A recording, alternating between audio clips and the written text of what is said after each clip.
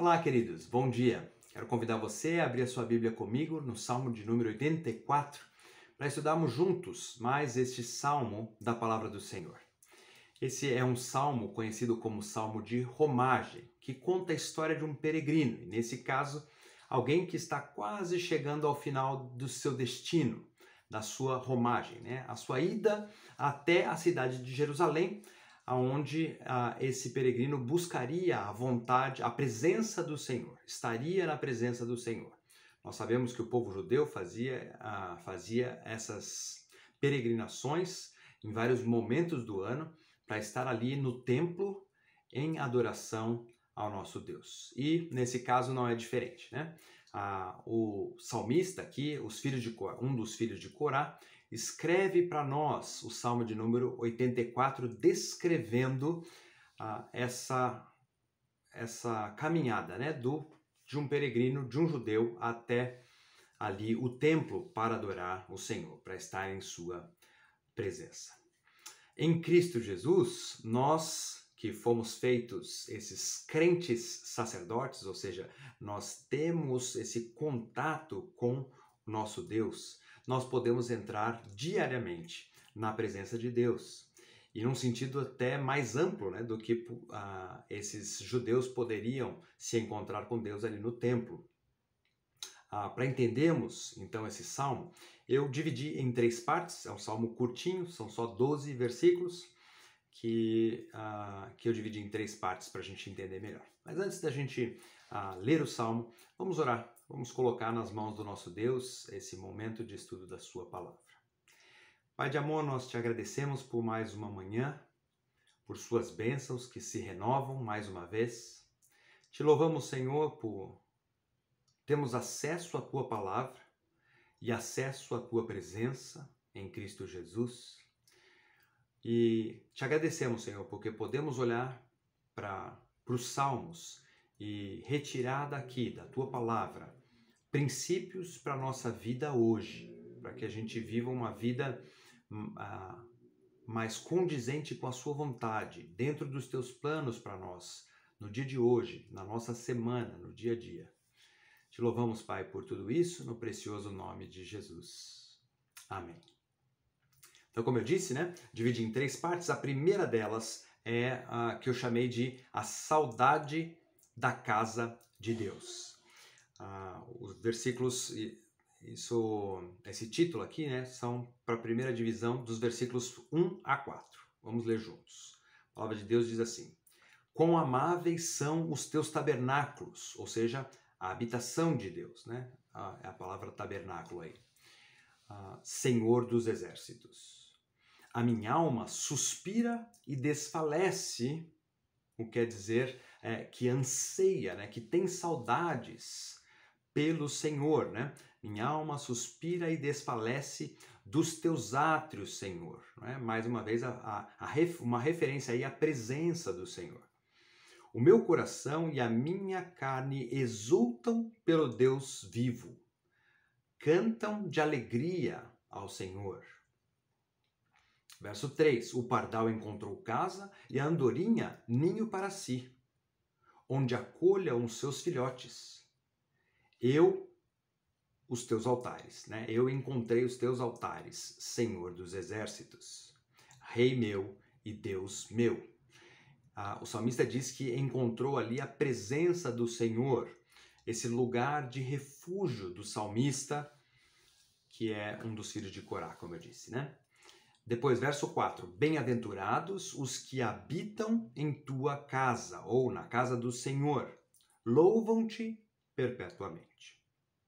Então, a primeira coisa que eu quero ressaltar aqui é essa saudade da casa de Deus, que é vista no verso 2. Quando ele diz, a minha alma suspira e desfalece. Depois de exclamar, quão amável é essa morada de Deus, do Senhor, o salmista declara essa saudade intensa, Porque não era sempre que ele podia estar ali no templo, na presença do Senhor. Essa saudade que ele tem, ele está próxima de terminar, Porque ele está chegando em Jerusalém. Enquanto ele vai caminhando e chegando em Jerusalém, então o salmo foi escrito, né? Ele está chegando ali próximo do templo do Senhor. O salmista ansiava por essa comunhão com Deus. Ele até invejava as aves que viviam ali perto, nos ninhos, né, perto do templo. Né? Ele fica pensando, já imaginou, né? Ele tendo que fazer uma viagem enorme, algumas vezes por ano só, mas ele agora diz assim, puxa, até as aves têm um ninhozinho aí perto do Senhor, né? E é isso que o salmista inveja. No versículo 4, né, ele reconhece que são felizes aqueles servos que habitavam à volta de Deus ali, né? O verso 4 diz assim, bem-aventurados os que habitam em tua casa, louvam-te perpetuamente. Então, existia um conjunto, um grupo de homens ali que moravam ali no pátio, habitavam ali no pátio, nessas épocas de festa, e eles eram responsáveis por cuidar da segurança do local e também por abrir as portas do templo todas as manhãs. A gente sabe disso porque está descrito lá em 1 Crônicas 9, 27. Mas qual a aplicação disso para nós? A pergunta que me vem à mente é, será que nós temos esse mesmo anseio por estarmos na presença do Senhor?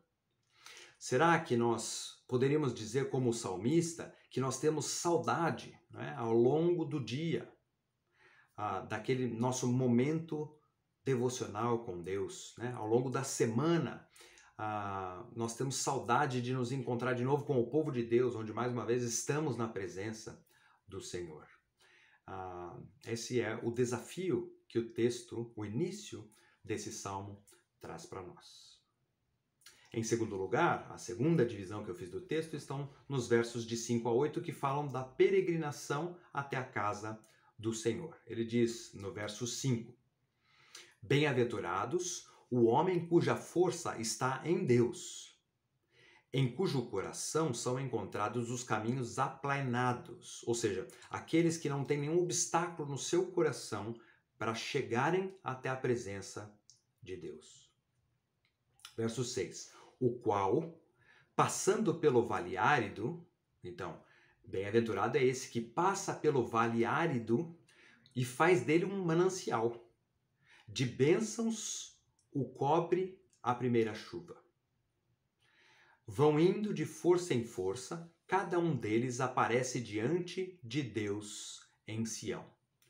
Senhor, Deus dos exércitos, escuta minha oração. Presta ouvidos, ó Deus de Jacó. Então, a primeira frase que eu quero ressaltar aqui, né, bem-aventurados o homem cuja força está em Deus. A felicidade do morador de Jerusalém reflete-se agora na vida do peregrino. Está dizendo, feliz é esse homem, não é? Que pode estar ali sempre na presença do Senhor. Ele tem esse senso especial de força, da força de Deus, e não tem obstáculos para estar na presença de Deus. Uma outra característica, né, desse que encontra prazer no Senhor é que quando ele passa pelo vale que é desprovido de águas, né, esse vale árido, ele transforma aquele vale num manancial. E ele faz isso, né, esse vale seco é transformado em manancial porque ele recebe essas bênçãos, ele é portador dessas bênçãos, não é? Aquele que anda com Deus é caracterizado por ser esse portador de bênçãos. Ele transforma um local árido nesse manancial, nesse lugar de fontes, não é? E quando o peregrino, que somos nós, passamos por esses locais áridos da vida, nós deveríamos ser estes que transmitem as bênçãos do nosso Deus para aqueles que estão vivendo na sequidão desse mundo. Em Cristo, então, né, mais uma vez, nós temos essa tarefa e também a possibilidade de fazer isso, né? Sermos bênção na vida de outros. E a pergunta então para você é se sua vida em Cristo tem sido assim, né? Você tem permanecido constantemente na presença do Senhor e você tem essas mesmas características do salmista, não é? Você tem sido esse manancial de bênçãos por onde você passa? Por fim, no último ponto, versos 9 a 12, nós temos a alegria da adoração na casa de Deus. Versos 9 a 12 dizem assim: Olha, ó Deus, escudo nosso, e contempla o rosto do teu ungido, teu escolhido. Ele está falando do rei aqui, né? Pois um dia nos teus átrios, na tua presença, o átrio é o pátio ali do templo, né? Na tua presença valem mais que 1000. Prefiro estar à porta da casa do meu Deus do que permanecer nas tendas da perversidade. Porque o Senhor Deus é sol e escudo, né? Ele é aquele que aquece e protege. O Senhor dá graça e glória, não é? Ele dá poder e alegria. Nenhum bem sonega aos que andam retamente. Ó Senhor dos exércitos, feliz o homem que em ti confia. Então, veja essa expressão, né, que ele inicia aqui. Pois um dia nos teus átrios vale mais que 1000. Depois de fazer essa pequena oração, né, pelo rei ungido, o salmista pede isso aí para Deus, né? Ele descreve logo após a alegria de se juntar com outros ali naquele culto de adoração a Deus. Um dia no local de culto, é o que o salmista está dizendo, ele sente que vale mais do que 1000 dias em qualquer outro lugar. Ele preferia ser o mais humilde servo do templo ali, que está ali todo dia, do que ter um lugar de habitação permanente onde a impiedade reina. Mais para frente ele fala, né, que Deus é o seu sol e escudo. Então, como eu disse, né, o sol é aquela única fonte de todo poder, de poder espiritual, de energia, de luz, né? O sol é que conduz o homem, que ilumina o homem, né? São essa figura usada aqui pelo salmista. E é também escudo que traz proteção. Depois ele fala que Deus concede graça, né? Que eu chamei de poder. É essa graça necessária nessa vida, para essa vida aqui. E também a glória, que significa felicidade. Quando nós estamos firmados em Deus, nós desfrutamos da graça e da glória que Ele nos dá. Por isso, ele termina dizendo: feliz o homem que confia em Deus. Você tem sido esse tipo de pessoa? Alguém feliz em Deus? Alguém que reconhece Deus como sendo o seu sol diário, o seu escudo protetor? Você consegue, agora mesmo, ao invés de lamentar o dia difícil que você vai ter, a semana difícil, dura que você está tendo, você consegue reconhecer a graça que nós temos em Deus e se alegrar por aquilo que nós já recebemos em Cristo Jesus? Para a gente não se esquecer dessa verdade, essa graça é esse acesso que nós temos a Deus, né? Um acesso ilimitado a Deus. Para a gente não se esquecer disso, eu quero ler aquele texto bem conhecido de Hebreus, capítulo 4, versículo 16. Eu quero terminar com ele, que diz assim, Hebreus 4,16. Acheguemo-nos, portanto, confiadamente junto ao trono da graça, a fim de recebermos misericórdia e acharmos graça para socorro em ocasião oportuna. Não é muito bom, né, a gente começar a nossa manhã relembrando estas coisas, quem é o nosso Deus e a beleza da sua presença em nossa vida por meio de Cristo Jesus?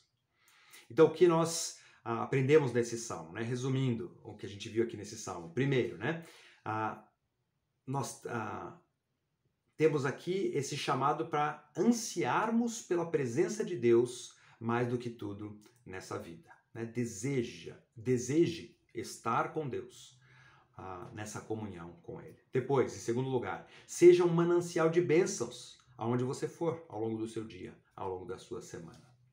E por último, lembre-se que em Cristo nós temos acesso ilimitado a Deus, que nos ilumina, nos protege e nos agracia em ocasião oportuna, ou seja, sempre que nós precisamos da ajuda do nosso Deus.